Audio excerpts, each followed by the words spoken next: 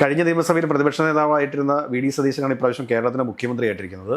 പുതിയ മുഖ്യമന്ത്രിയെക്കുറിച്ച് എന്താണ് അഭിപ്രായം?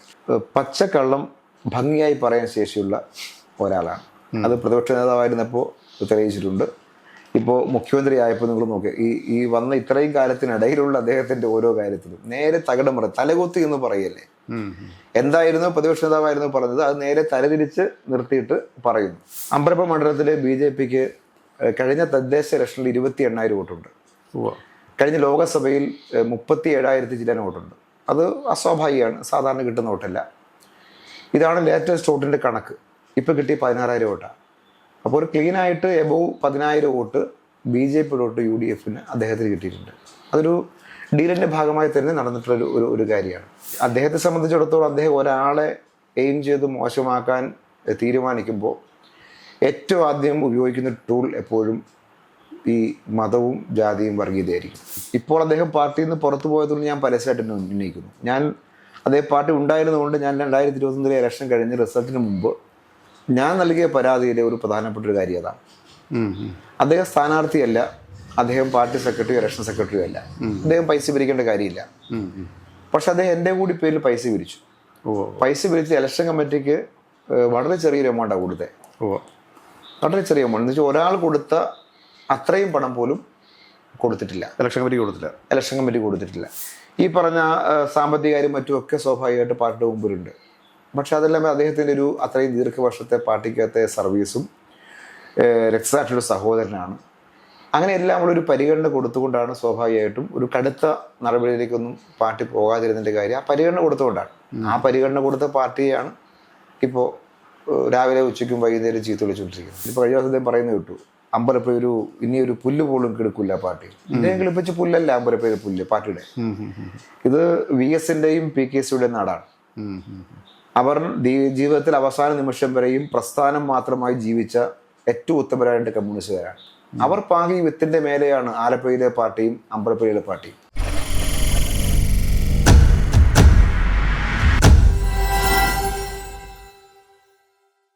നമസ്കാരം. അമ്പലപ്പുഴ മുൻ MLA ശ്രീ H. സലാമാണ് ഇന്നത്തെ നമ്മുടെ അതിഥിയായിട്ട് നമ്മുടെ കൂടെയുള്ളത്.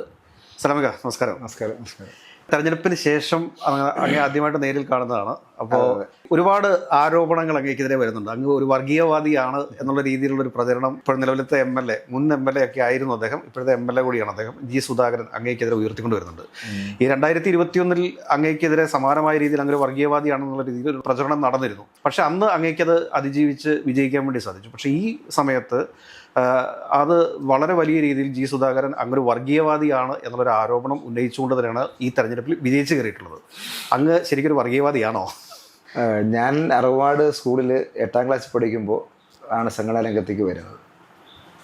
പിന്നീട് SFI ഏരിയ സെക്രട്ടറി ആയി, DYFI ഏരിയ സെക്രട്ടറി ആയി, CPM ഏരിയ സെക്രട്ടറി, മൂന്നിൻ്റെയും അമ്പലപ്പുഴ ഏരിയ സെക്രട്ടറി വർക്ക് ചെയ്ത് വളരെ അപൂർവം വരെ ഉള്ളൂ. എനിക്ക് തോന്നുന്നു മൂന്നും ചെയ്ത വേറെ ആരും കാണൂല, ഞാനുള്ളൂ. അപ്പോൾ ഹൈസ്കൂളിൽ പഠിക്കുമ്പോൾ തൊട്ട് ആരംഭിച്ച രാഷ്ട്രീയ പ്രവർത്തനമാണ്. അത് എത്രമാത്രം സെക്യുലറായിട്ട് തന്നെയാണെന്നുള്ള കാര്യം പൊതുവേ എൻ്റെ നാട്ടുകാർക്കെല്ലാം അറിയാം. കഴിഞ്ഞ പ്രാവശ്യം ഞാൻ ഇലക്ഷൻ തന്നെ സ്ഥാനാർത്ഥിയായിട്ട് തീരുമാനിക്കുന്ന സമയത്താണ് ഇപ്പോഴത്തെ MLA ആയിട്ടുള്ള അദ്ദേഹത്തിൻ്റെ കൂടി അറിവോടെ നേതൃത്വത്തിൽ തന്നെയാണ് ഒരു ലേബൽ ചെയ്യാൻ പരിശ്രമം നടന്നത്. എന്നെ സ്ഥാനാർത്ഥിയെ പ്രഖ്യാപിക്കുന്ന അന്ന് രാത്രിയിൽ STPക്കാരനോ സ്ഥാനാർത്ഥി എന്ന് പറഞ്ഞിട്ടൊരു പോസ്റ്റർ ഈ പറഞ്ഞ പോലെ ഉണ്ടാക്കി അവിടെ പതിപ്പിച്ചു. പിന്നെ കുറേ റോഡുകളിൽ ഇതിങ്ങനെ വാരി വിതറിയിട്ടിട്ട് പോയി. പിന്നെ വെളുപ്പിനെ സാക്കിൾ തന്നെ പെറുക്കിയെടുത്ത് മാറ്റുകയായിരുന്നു. ആ സമയത്ത് അങ്ങനെ ഉണ്ടായി. പിന്നീട് ഇലക്ഷൻ്റെ ഒരു മധ്യത്തിലേക്ക് എത്തിയപ്പോൾ അമ്പലപ്പുഴ ക്ഷേത്രത്തെ ബേസ് ചെയ്തൊരു നോട്ടീസ് ഇറക്കി. അപ്പോൾ അന്ന് BJP സ്ഥാനാർത്ഥി അനൂപ് ആൻ്റണിയാണ്. അപ്പോൾ BJP സ്ഥാനാർത്ഥി ക്രിസ്ത്യാനി, LDF സ്ഥാനാർത്ഥി മുസ്ലിം, ഹിന്ദു സ്ഥാനാർത്ഥി ഒരാളുള്ള UDFൻ്റെ സ്ഥാനാർത്ഥി ലിജു. അപ്പോൾ സെൻസ് എന്ന് പറയുന്നത് ഹിന്ദു നോട്ട് കൊടുക്കണം അമ്പലപ്പുഴയിൽ എന്ന് പറഞ്ഞിട്ട് ഇതിൻ്റെയും ഒരു എന്താ പറയുക ആശയപരമായ മൂലധനം ഇവിടെ നിന്ന് നമുക്കറിയാമല്ലോ. അപ്പം അങ്ങനെയാണ് ഇതെല്ലാം അതിജീവിക്കപ്പെട്ടു. ഇതിനെല്ലാം റിയാക്ഷൻ ഉണ്ടായി എന്നുള്ളതാണ്. ഒന്ന്, ഇവിടെയുള്ള ജനങ്ങൾക്ക് പൊതുവെ അറിയാം, എന്നെക്കുറിച്ച് അത്യാവശ്യം അറിയാം, നല്ലപോലെ ഈ നാട്ടിലറിയാം എന്നുള്ളതാണ്. പരിചയമില്ലാത്തവർക്ക് ചിലപ്പോൾ തെറ്റിദ്ധരിക്കും, അല്ലെ ഈ നാടിന് പുറത്തുള്ള ചിലപ്പോൾ വിചാരിക്കും ഇതിങ്ങനെ എന്താണെന്നൊക്കെ വേണം വിചാരിക്കും. അപ്പോൾ അറിയാമെന്നുള്ളത് കൊണ്ട് എനിക്കത് ബാധിച്ചില്ല, ഒരു തരത്തിൽ ബാധകമായില്ല. പിന്നെ 5 വർഷക്കാലം ഈ ക്യാമ്പയിൻ അദ്ദേഹം വളരെ രഹസ്യ സ്വഭാവത്തിൽ കൊണ്ടുപോയിട്ടുണ്ടാകുമെന്ന് എനിക്ക് ഞാൻ വിചാരിക്കുന്നു. അങ്ങനെ അതിങ്ങനെ ഒരു മർമറിങ് ക്യാമ്പയിനായിട്ട് പൊതുവെ പോയിട്ടുണ്ട്. ഡോക്യുമെന്റഡ് ആയിട്ടൊന്നും ഉണ്ടാവില്ല, പക്ഷെ മർമറിങ് ആയിട്ട് ഇതിങ്ങനെ മുന്നോട്ട് കൊണ്ടുപോയിട്ടുണ്ടെന്നുള്ളതാണ്. എൻ്റെ ഒരു രാഷ്ട്രീയ ജീവിതത്തിൽ എത്രമാത്രം സെക്യുലറാണ് എന്നുള്ള കാര്യം ഈ നമ്മുടെ രാഷ്ട്രീയക്കാർക്ക് മാത്രമല്ല അല്ലാതെയുള്ളവർക്കും പൊതുവെ രാഷ്ട്രീയ പ്രവർത്തകർക്കെല്ലാം നല്ലവണ്ണം അറിയാം.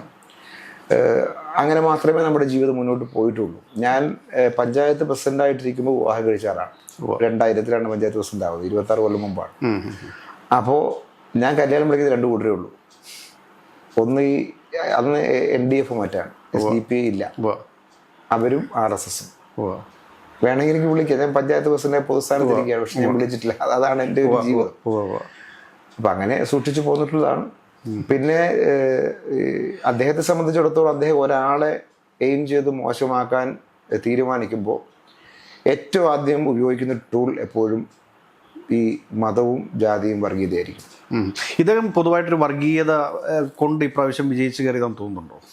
നിശ്ചയമായിട്ട് ഇപ്പോൾ RSSന്റെ BJPയുടെ വോട്ട് അദ്ദേഹം പറഞ്ഞല്ലോ. അമ്പലപ്പുഴ മണ്ഡലത്തിൽ BJPക്ക് കഴിഞ്ഞ തദ്ദേശ ഇലക്ഷനിൽ 28,000 വോട്ടുണ്ട്. കഴിഞ്ഞ ലോകസഭയിൽ 37,000 ചില്ലാൻ വോട്ടുണ്ട്. അത് അസ്വാഭാവികമാണ്, സാധാരണ കിട്ടുന്ന വോട്ടല്ല. ഇതാണ് ലേറ്റസ്റ്റ് വോട്ടിൻ്റെ കണക്ക്. ഇപ്പോൾ കിട്ടിയ 16,000 വോട്ടാണ്. അപ്പോൾ ഒരു ക്ലീനായിട്ട് എബോവ് 10,000 വോട്ട് BJPയുടെ വോട്ട് UDFന് അദ്ദേഹത്തിന് കിട്ടിയിട്ടുണ്ട്. അതൊരു ഡീലിൻ്റെ ഭാഗമായി തന്നെ നടന്നിട്ടുള്ള ഒരു കാര്യമാണ്. പിന്നെ അമ്പലപ്പുഴ, ഇന്നത്തെ അമ്പലപ്പുഴ നിയോജക മണ്ഡലത്തിൻ്റെ ഘടന എന്ന് പറയുന്നത് പാലപ്പുഴ ടൗൺ കൂടി ചേർന്ന പുതിയ അമ്പലപ്പുഴയാണ്. മുൻപ് അദ്ദേഹത്തിൻ്റെ പണ്ട് മത്സരിക്കുമ്പോൾ കൈനഗിരി ഉണ്ട്, നെടുമുടിയുണ്ട്, തകഴിയുണ്ട്. ആലപ്പുഴ ടൗൺ ഇല്ല. മണ്ഡലം പുനഃക്രമീകരിക്കപ്പെട്ടപ്പോഴത്തേക്കാണ് ആലപ്പുഴ ടൗൺ വന്ന് ഈ 3 പഞ്ചായത്ത് കുട്ടനാട്ടേക്ക് പോയി. അങ്ങനെ വന്നപ്പോൾ ആലപ്പുഴ ടൗണിൽ ഇങ്ങോട്ട് കയറിയ ഭാഗം UDFന്റെ പൊളിറ്റിക്കലോട്ടുള്ള ഭാഗമാണ്. വിശേഷിച്ച് മൈനോറിറ്റി മേഖലകൾ ധാരാളമുണ്ട്.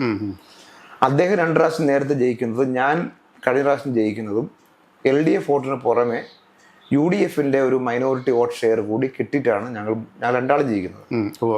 അപ്പൊ അമ്പലപ്പുഴ ഇന്നത്തെ ഒരു പൊളിറ്റിക്കൽ ഘടനയിൽ ആ UDFന്റെ വോട്ട് ഷെയർ കൂടി കിട്ടുമ്പോൾ നമുക്ക് ജയിക്കാം. ഇതാണ് മണ്ഡലത്തിന്റെ ഘടന. ഈ പ്രാവശ്യം ടോട്ടലായിട്ട് UDFന് അനുകൂലമായൊരു അന്തരീക്ഷം കേരളം മൊത്തം ഉണ്ടായി. അതിന്റെ ഭാഗമായിട്ട് അമ്പലപ്പുഴയിലും ഈ പറഞ്ഞ മൈനോറിറ്റി വോട്ട് UDFിലേക്കാണ് പോയത്. അതിന്റെ ഭാഗമായി അദ്ദേഹത്തിന് ഇത് വന്നു. നമ്മുടെ LDFന്റെ കണക്കനുസരിച്ച് നമ്മൾ കണക്കാക്കിയതിനേക്കാൾ 7,000 വോട്ട് കുറവുള്ളൂ. നമ്മൾ ലഭിക്കുമെന്ന് കണക്കാക്കിയ വോട്ടിനേക്കാളും 7,000 വോട്ട് LDFന് കുറഞ്ഞിട്ടുള്ളൂ. ഈ ഭൂരിപക്ഷം പറയുമ്പോൾ BJP വോട്ട് അങ്ങോട്ട് പോയി, UDFന്റെ പൊളിറ്റിക്കൽ വോട്ട് അവിടെ തന്നെ നിന്നു, കൃത്യമായിട്ട് അവിടെ തന്നെ പോൾ ചെയ്യപ്പെട്ടു. ഇതാണ് ഇവിടുത്തെ ഒരു വോട്ടിന്റെ ഒരു കണക്കിന്റെ നില നോക്കിയാൽ. ഞാൻ 2 പ്രാവശ്യം അദ്ദേഹത്തിന് ഇലക്ഷൻ കമ്മിറ്റി സെക്രട്ടറി ആയിരുന്നു. അപ്പൊ എനിക്ക് വോട്ടിന്റെ കണക്കും പ്രദേശവും പൊതുവെ എനിക്കറിയാം.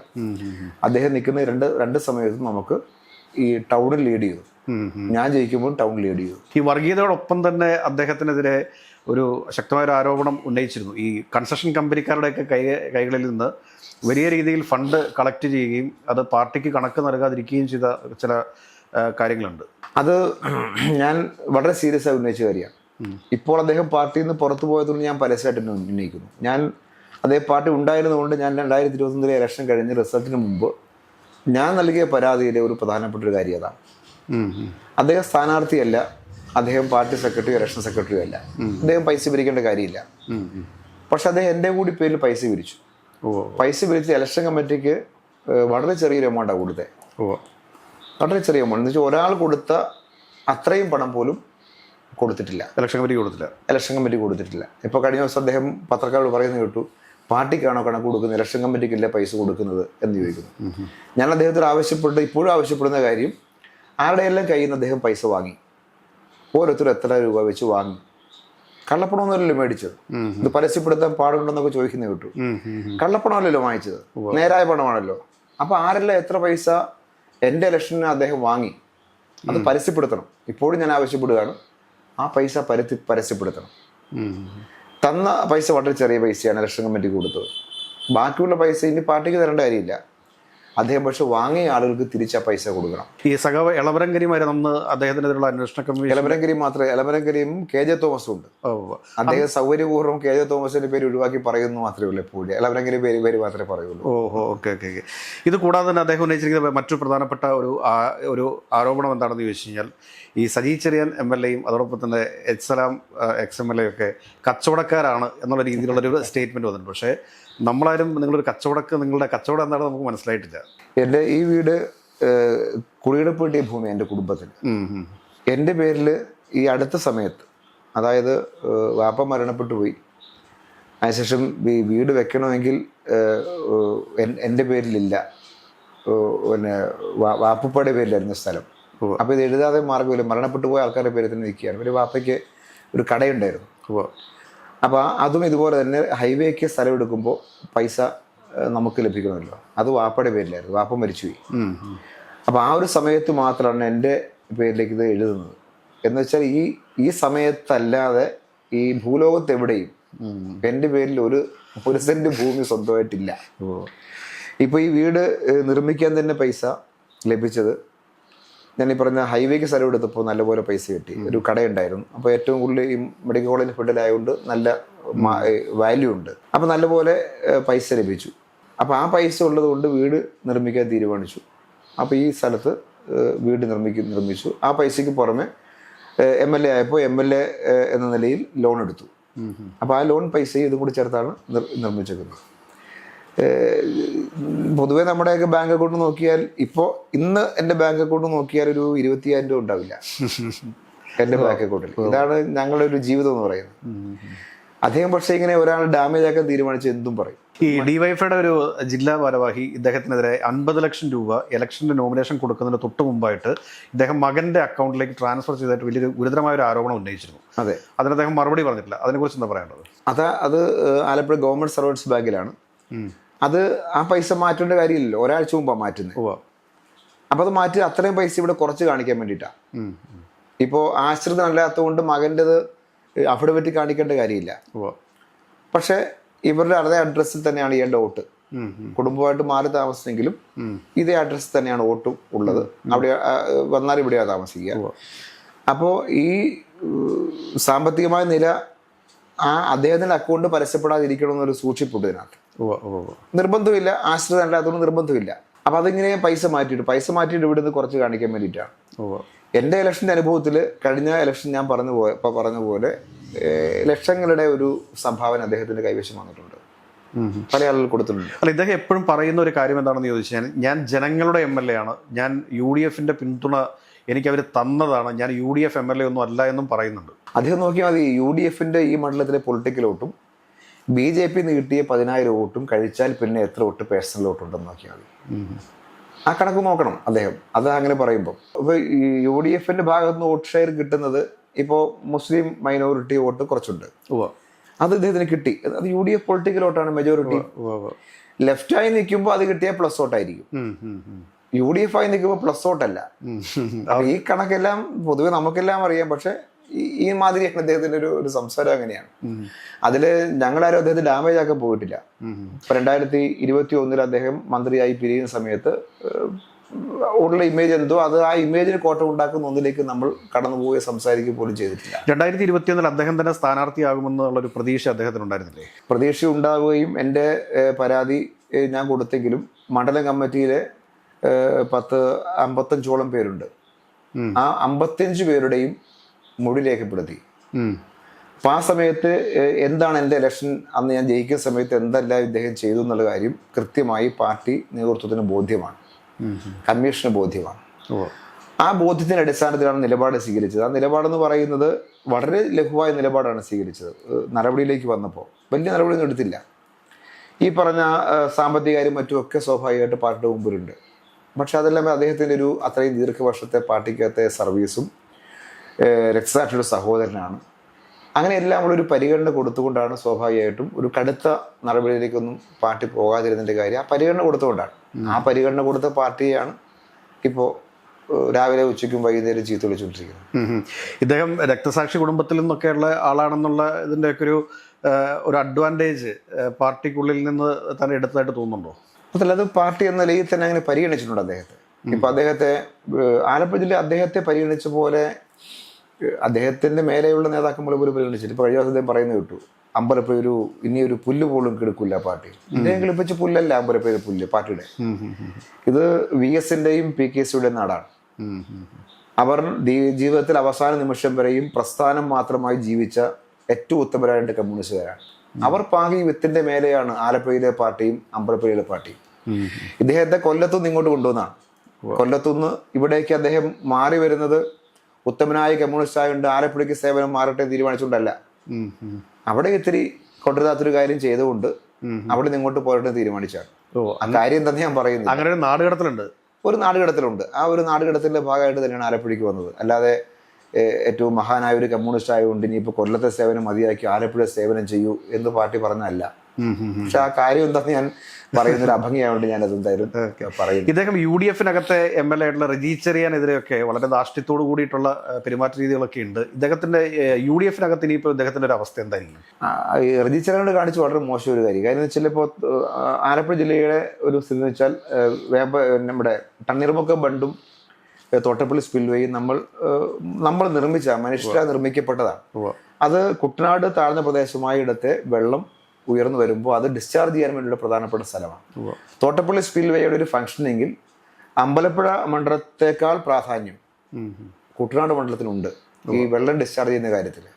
സ്വാഭാവികമായിട്ട് അവിടെ ഒരു വാട്ടർ ലെവലും മറ്റും നോക്കാൻ ആ MLA അവിടെ വന്നു എന്നുള്ളത് ഒരു ഒഫീഷ്യൽ മീറ്റിങ്ങിന് മറ്റും വരുന്നതല്ല. അതിനാണ് അദ്ദേഹത്തെ ചെയ്ത് വിളിച്ചത്. ഇയാൾക്ക് എന്നാ കാര്യമാണ് ഇവിടെ വന്ന് നോക്കാനെന്ന മട്ടിലാണ്. അപ്പൊ ഒരു അങ്ങനെ പതിച്ചു കൊടുത്തൊന്നും അല്ലല്ലോ അത് കുട്ടനാടിനെ കൂടി ബാധിക്കുന്ന ഒരു കാര്യമാണ് തോട്ടപ്പള്ളി സ്പിൽവേയിലെ കാര്യം, അതിന്റെ ഫംഗ്ഷനിങ് ശരിയാവുക എന്നുള്ള കാര്യം. അപ്പൊ അത് വെച്ചിട്ട് അയാളുടെ തോളെ കയറാൻ വേണ്ടി ചെന്നാണ്. പിന്നെ ആ MLA തിരിച്ച് അതുപോലെ മറുപടി പറഞ്ഞ പിന്നെ തിരിച്ചു ഇനി ഞാനൊന്നും പറയുന്നില്ല എന്ന് പറഞ്ഞിട്ട് പോയി. അദ്ദേഹത്തിന്റെ പൊതു സ്വഭാവം എന്ന് വെച്ചാൽ താൻ ഒഴിച്ച് ബാക്കിയെല്ലാം കള്ളന്മാരാണെന്ന് പറയില്ല. അങ്ങനെ താൻ ഒഴിച്ച് ബാക്കിയെല്ലാം കള്ളന്മാരാണെന്ന് പറഞ്ഞ് തന്റെ ഇമേജ് കൂട്ടാൻ നോക്കുന്ന രീതിയാണ് പലപ്പോഴും സംഭവിക്കുന്നത്. എന്നാൽ അദ്ദേഹം ഒരു അഴിമതിക്കാരനാണ്. ഈ ഓരോന്ന് നോക്കിയാൽ ഇപ്പോൾ അദ്ദേഹം മെഡിക്കൽ കോളേജ് ബന്ധപ്പെട്ട് വന്നൊരു രാഷ്ട്രീയവും പറഞ്ഞു. ഞാൻ വെല്ലുവിളിച്ച് പ്രസ് മീറ്റ് നടത്തി ഞാൻ പറഞ്ഞു, അല്ല ഇവിടുത്തെ കഴിഞ്ഞ ഗവൺമെന്റിൽ 5 കൊല്ലക്കാലം വീണ ജോർജ് മന്ത്രിയായ സമയത്ത് 100 പേരെ മെഡിക്കൽ കോളേജ് കുടുംബശ്രീ വഴി നിയമിച്ചു, ഒരാളുടെ കയ്യിൽ 2 ലക്ഷം രൂപ വെച്ച് വാങ്ങിച്ചു എന്ന് പറഞ്ഞു. അപ്പം ഞാൻ പരസ്യമായി പ്രസ് മീറ്റ് നടത്തി പറയാറ് ആ സമയത്ത് MLA ഞാനായതുകൊണ്ട് എനിക്ക് പറയാൻ ബാധ്യതയുണ്ടല്ലോ, സർക്കാരിന്റെ ഭാഗമാകുന്ന ആളാണ്. ഞാൻ പരസ്യമായിട്ട് പറഞ്ഞത് ഈ ജി സുധാകരൻ ഉന്നയിച്ച ആരോപണം സംസ്ഥാനത്തെ വിജിലൻസിനെ കൊണ്ട് അന്വേഷിപ്പിക്കണം ഞാൻ പറഞ്ഞു. ഈ നിമിഷം വരെ എഴുതി കൊടുത്തിട്ടില്ല. എന്താ എഴുതി കൊടുക്കാത്തത്? സർക്കാർ UDF-ന്റെ അദ്ദേഹത്തിന് പിന്തുണയ്ക്കുന്ന സർക്കാരാണ്. ഇന്നത്തെ UDF-ന്റെ വിജിലൻസ് അന്വേഷിക്കട്ടെ ആ ഉന്നയിച്ച കാര്യം. ഉന്നയിച്ചൊരു കാര്യം തെളിയിക്കാൻ അത് ബാധ്യതയില്ല. ഉന്നയിക്കുക, ഒരു വാർത്ത ഉണ്ടാക്കുക, മറ്റുള്ളവന്മാരെല്ലാം അഴിമതിക്കാരാണെന്ന് പറയുക, എന്നിട്ട് അദ്ദേഹം ഇത്തിരി മിടുക്കനാണെന്ന് സ്ഥാപിക്കുന്നൊരു സ്ട്രാറ്റജിയാണ് എല്ലാ കാലവും ചെയ്തുകൊണ്ടിരിക്കുന്ന ഒരു കാര്യമാണ്. ഇപ്പോൾ കഴിഞ്ഞ വർഷം സ്കൂളിൽ വന്ന പ്രശ്നം ഉണ്ടായി. അവിടെ ഞാൻ MLA ആയിരിക്കുമ്പോൾ 3,90,00,000 രൂപ കിബി ഫണ്ട് ഉപയോഗിച്ച് കെട്ടിടം നിർമ്മിക്കുന്ന ഒരു സ്കീമാണ്. അപ്പോൾ പഴയത് പൊളിക്കണം. എല്ലാ നടപടിയും പഞ്ചായത്തും സ്കൂളും കൂടി പൂർത്തീകരിച്ച് ഗവൺമെൻറ് വിദ്യാഭ്യാസ വകുപ്പിൽ ഉത്തരവ് വാങ്ങിയിട്ട് ലേലം ചെയ്തു. 1,10,10,000 രൂപ വാല്യുവേഷനുള്ള ബിൽഡിങ്ങിന് 4,60,000 രൂപ ലേലം ചെയ്തിട്ടാണ് 4 ഇരട്ടി പൈസക്കാണ് കൊടുത്തത്. അതെടുക്കുമ്പോൾ മണ്ണെടുത്തുകൊണ്ട് പോയി എന്ന് പറഞ്ഞിട്ട് ആക്ഷേപം ചുമ്മാ ഉന്നയിക്കുകയാണ്. എന്ന് വെച്ചാൽ അങ്ങനെ ഉന്നയിച്ചിട്ടൊരു പ്രതീതി ഉണ്ടാക്കുക, അവിടെ നിന്ന് കള്ളക്കടത്ത് നടത്തി എന്ന് പൊതുവെ ജനങ്ങൾ തോന്നിപ്പിക്കുക. അവിടെ വെച്ചിട്ടൊരു സഖാവ് അവിടെ സംഭവിച്ചൊരു കാര്യം എന്ന് വെച്ചാൽ അവിടെ CCTV ഉണ്ടായിരുന്നു. ഇദ്ദേഹത്തിന് നാടകം പകുതി പൊളിഞ്ഞ കാര്യം CCTV ഉള്ളത് കൊണ്ട് മണ്ണ് കൊണ്ടുപോയി ഇല്ലെന്നുള്ള കാര്യം നോക്കി കാണാം. ഇവര് വിളിച്ച് ടീച്ചേഴ്സ് കൂടെ വിളിച്ചിട്ടും പുള്ളി പോയി നോക്കിയില്ല. നാളെ നോക്കാം, അവിടെ CCTV ഉണ്ട്. അപ്പൊ അങ്ങനെ പോയി തർക്കിച്ച് ബഹളം ഉണ്ടാക്കി ജനപ്രതിനിധികൾ പഞ്ചായത്ത് ഭാരവാഹികൾ അവിടെ വന്നു. അപ്പൊ അവരുടെ മേലെ ഇങ്ങനെ ചെന്നു. സ്വാഭാവികമായിട്ട് അവർ തിരിച്ചു പറഞ്ഞു. അവിടെ പഴയ പഞ്ചായത്ത് പ്രസിഡന്റ് അല്ല അദ്ദേഹം പറഞ്ഞെന്താ വെച്ച് കഴിഞ്ഞാല് സാറേ എന്ന് പറഞ്ഞു വിളിപ്പിച്ചില്ല എന്നൊരു ചോദ്യമുണ്ട്. അതെ, അദ്ദേഹത്തിന്റെ ഒരു സഖാവേന്ന് വിളിക്കുന്നതിനൊക്കെ പുള്ളിക്ക് ഒരു താല്പര്യം ഇഷ്ടവും സാറേ എന്ന് വിളിക്കുന്നതാണ്. അത് നേരത്തോട്ടുള്ള ഒരു രീതി ആയതുകൊണ്ട് പിന്നെ കമ്മ്യൂണിസ്റ്റ് എന്ന് പറയാൻ പറ്റൂലല്ലോ. അതാണ് അതിനകത്ത് ഒരു വരുന്നൊരു കാര്യം. ഇവിടെ ഈ ജി സുധാകരനായിട്ട് അങ്ങ് വളരെ അടുത്ത സൗഹൃദം ഉണ്ടായിരുന്ന ആളാണ്. എനിക്ക് തോന്നുന്നു 2 പ്രാവശ്യം അദ്ദേഹത്തിന്റെ തെരഞ്ഞെടുപ്പിന്റെ കാര്യങ്ങളൊക്കെ ഏകോപിപ്പിച്ചതും അങ്ങ് തന്നെയാണ്. എവിടെ വെച്ചിട്ടാണ് ഈ ഒരു അകൽച്ച ഉണ്ടാവുന്നത്? അദ്ദേഹം ഇപ്പൊ ഈ പറഞ്ഞ കാര്യം അദ്ദേഹം പറയേണ്ടത്. ഇപ്പൊ ഇന്നലെ ഒരു സ്റ്റേറ്റ്മെന്റ് കണ്ടു, സജി ചെറിയാനും ഞാനൊക്കെ പൊളിറ്റിക്കൽ കമ്മലിലാണ് എന്ന്. എന്താണ് അദ്ദേഹം അർത്ഥമാക്കിയത് മനസ്സിലായില്ല. രാഷ്ട്രീയ കുറ്റവാളി എന്ന് പറഞ്ഞാൽ ഒരു കമ്മ്യൂണിസ്റ്റുകാരൻ രാജ്യത്തെ രാഷ്ട്രീയ കുറ്റവാളിയായിരിക്കും. കയറി നിൽക്കുന്ന മുതലാളിത്ത വ്യവസ്ഥയെ തോൽപ്പിക്കാൻ പണിയെടുക്കുന്നവരാണല്ലോ. അപ്പൊ രാഷ്ട്രീയ കുറ്റവാളി ആയിരിക്കും ഒരു ആശയപരമായ നിലയിലേക്ക് നോക്കിയാൽ. അത് ഇന്നലെ അദ്ദേഹം പറയുന്നത് കേട്ടു. ഒറ്റ പ്രശ്നമേ ഉള്ളൂ, അദ്ദേഹത്തിന് സെക്രട്ടറിയായി വർക്ക് ചെയ്യുമ്പോൾ ഞങ്ങൾ കുറ്റക്കാരല്ല. അപ്പോൾ അദ്ദേഹം മത്സരിക്കുന്ന സമയത്ത് ജില്ലാ സെക്രട്ടറിയാണ് സജി ചെറിയാൻ, ഒരു കുറ്റവുമില്ല. അദ്ദേഹം 2 തവണ മത്സരിക്കുമ്പോൾ ഞാൻ ഇലക്ഷൻ കമ്മിറ്റി സെക്രട്ടറിയാണ്. അതിന് മുന്നേ പ്രാവശ്യം ഞാൻ ഈ ക്യാമ്പയിൻ കമ്മിറ്റി കൺവീനറാണ്. അപ്പോഴെല്ലാം ഞങ്ങളെല്ലാം ഉത്തമരായ കമ്മ്യൂണിസ്റ്റാണ്. അദ്ദേഹം സ്ഥാനാർത്ഥി അല്ലാതായി. ഞാൻ സ്ഥാനാർത്ഥിയായിട്ട് വന്നപ്പോൾ ഞാൻ പൊളിറ്റിക്കൽ ക്രിമിനലായി. അപ്പൊ അദ്ദേഹത്തിന് സ്ഥാനമില്ലാതായി എന്നുള്ളതാണ് അടിസ്ഥാനപരമായ ഈ ഒരു തെറ്റുന്നതിൻ്റെ ഒരു പ്രശ്നം. ഇത് വ്യക്തിപരമായ കാര്യമല്ല, അദ്ദേഹത്തിന് സ്ഥാനം കിട്ടാതായി വന്നപ്പോൾ പകരം വന്നത് ഞാനായി പോയി. അല്ലെ, ഞാൻ വ്യക്തിപരമായിട്ട് ഞങ്ങളൊന്നും കുടുംബപരമായിട്ടൊരു പ്രശ്നമില്ല. 2021 മത്സരിക്കുന്ന സമയത്ത് എനിക്ക് തോന്നുന്നു ഏരിയ സെക്രട്ടറി ആയിരുന്നല്ലേ? ഞാൻ ഏരിയ സെക്രട്ടറി അതിനുശേഷം ജില്ലാ സെക്രട്ടേറിയറ്റിലേക്ക് വന്നു.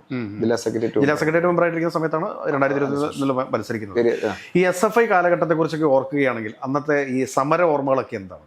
അത് ഒരുപാട് സമരത്തിന്റെ ഓർമ്മകളുണ്ട്. അതില് ഈ SFI DYFI സമയത്ത് കൂത്തുപറമ്പ് സമരമുണ്ട്.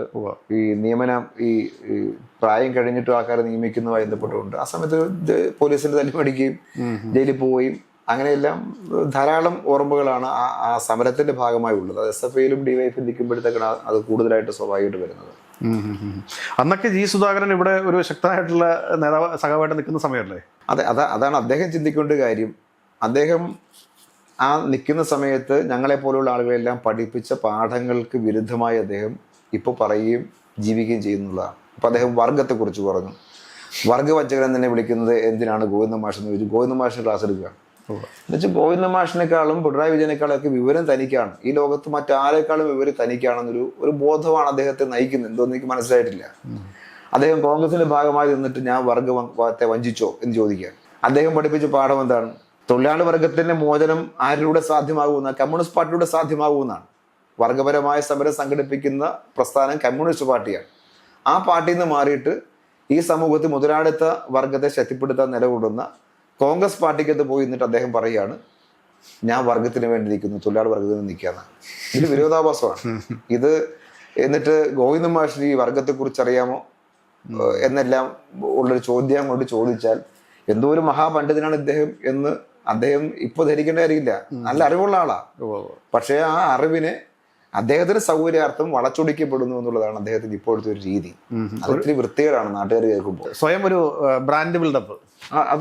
അത് ഇപ്പൊ മാത്രമേ ഉള്ളത്, നേരത്തെ തന്നെ ഉള്ളതാണത്. ഇപ്പൊ മാത്രം ഉള്ളതല്ല, നേരത്തെ മുതലേ ഉള്ള ഒരു സംഗതിയാണ്. ഇപ്പൊ തന്നെ ഒരു പ്രതിഷേധം വരുന്നു. എന്തുകൊണ്ടാണ് വരുന്നത്?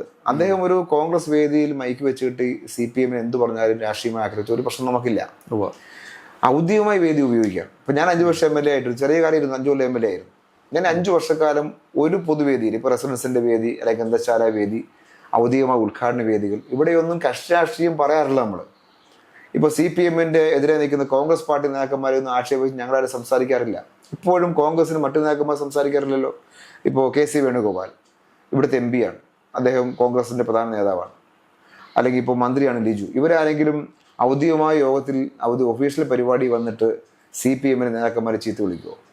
രാഷ്ട്രീയ വേദിയിൽ രാഷ്ട്രീയം പറയും. ഇദ്ദേഹം ചെയ്യുന്നൊരു കാര്യം ഔദ്യോഗികമായ വേദിയിൽ വന്നിട്ട് രാഷ്ട്രീയം പറയാം. പൊതുവേദികളിൽ ഇപ്പോൾ റെസിഡൻസിന്റെ പരിപാടി ഇപ്പോൾ ഇന്നലെ അവിടെ സംസാരിക്കുന്നു കേട്ടു. ആ റെസിഡൻസിന്റെ പരിപാടി, ആ റെസിഡൻസ് അസോസിയേഷനകത്ത് എല്ലാ പാർട്ടിക്കാരും CPMമാരും ഇല്ലേ? അപ്പൊ നാളെ ആ റെസിഡൻസുകാർക്ക് ഇദ്ദേഹത്തെ വിളിക്കാൻ തോന്നുമോ? കാര്യം എല്ലാ പാർട്ടിക്കാരും ഉള്ളെടുത്ത് വന്നിട്ട് ഒരു പാർട്ടിപരമായ അകലം ഉണ്ടാക്കാൻ പറ്റുന്ന പ്രസംഗം നടത്തിയാൽ നാളെ എങ്ങനെ അത്തരക്കാർ വിളിക്കും? ഇത് അദ്ദേഹത്തിന് അറിയാത്തതുകൊണ്ടല്ല. അപ്പൊ അത്തരം വേദിയൊക്കെ CPMനെ പള്ളു പറയാൻ ഉപയോഗിക്കലാണ് ഇപ്പൊ എന്റെ പണി എന്ന മറ്റൊരു അദ്ദേഹം കൈകാര്യം ചെയ്യുന്നു. അതാണ് ഒരു പ്രശ്നമാണ്. ഇപ്പോൾ പുതിയ സർക്കാർ അധികാരത്തിൽ വന്നിരിക്കുകയാണ്. എനിക്ക് തോന്നുന്നു പാർട്ടിയുടെ ഒരു പരാജയം, ഈ തെരഞ്ഞെടുപ്പിലുണ്ടായ പരാജയത്തെക്കുറിച്ച് താഴെത്തട്ടിൽ തന്നെ പഠനങ്ങളൊക്കെ നടന്നു വരികയാണെന്ന് തോന്നുന്നു. എങ്ങനെയാണ് വിലയിരുത്തലുകൾ? ഞങ്ങൾ തീർച്ചയായിട്ടും അത് ജനങ്ങളോട് കൂടുതൽ ചേർന്ന് പോകണം എന്നാണ് പാർട്ടി ആലോചിക്കുന്ന കാര്യം.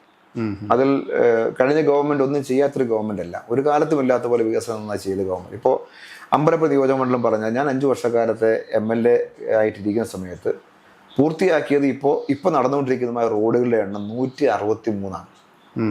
163 റോഡ്. അതിൽ 80% റോഡുകളും BMBC റോഡുകളാണ്. ഇത് ബിൽഡ് ചെയ്തൊരു മണ്ഡലമാണ് അമ്പലപ്പുഴ. പക്ഷെ തോറ്റു. പൊതുവായ വികസനം കേരളം മൊത്തം നടന്ന എത്രയോ ഉണ്ട്.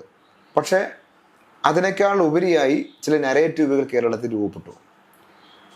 ഒരു മുഖ്യമന്ത്രിക്കെതിരായിട്ടുള്ള വ്യക്തിപരമായ ക്യാമ്പയിൻ നടന്നു.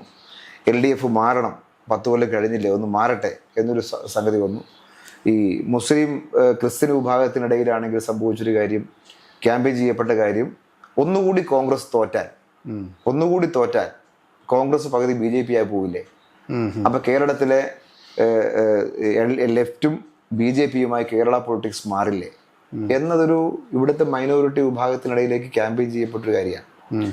അപ്പൊ അതുകൊണ്ട് കോൺഗ്രസ് തോക്കണ്ട, ഇങ്ങനെ ഒരു നരേറ്റീവ്. ലെഫ്റ്റ് വോട്ടേഴ്സിന്റെ ഇടയിലാണെങ്കിൽ തിരിച്ച് 10 കൊല്ലം കഴിഞ്ഞില്ലേ, ഇനിയിപ്പോൾ ഒന്ന് മാറി നിൽക്കുന്നതാണ് നമ്മളെ പാർട്ടിക്ക് നല്ലത് എന്നൊരു കാര്യം ഇങ്ങനെ ഇത് എന്ന് വെച്ചാൽ ഒരു മനുഷ്യന്റെ ജീവിതവും സമൂഹത്തിന്റെ ജീവിതവുമായി ഡയറക്റ്റ് ബന്ധമില്ലാത്ത അതിന് പുറമേക്കുള്ള ചില കാര്യങ്ങൾ വോട്ടർമാരെ സ്വാധീനിച്ചിട്ടുണ്ട്. അത് ഇടതുപക്ഷ വോട്ടർമാർ ഇപ്പോൾ അമ്പലപ്പുഴയിൽ ഞങ്ങൾ കണക്കെടുക്കുമ്പോൾ ഞങ്ങൾ കണക്കാക്കിയതിനൊക്കെ 7000 LDF വോട്ട് കുറഞ്ഞു.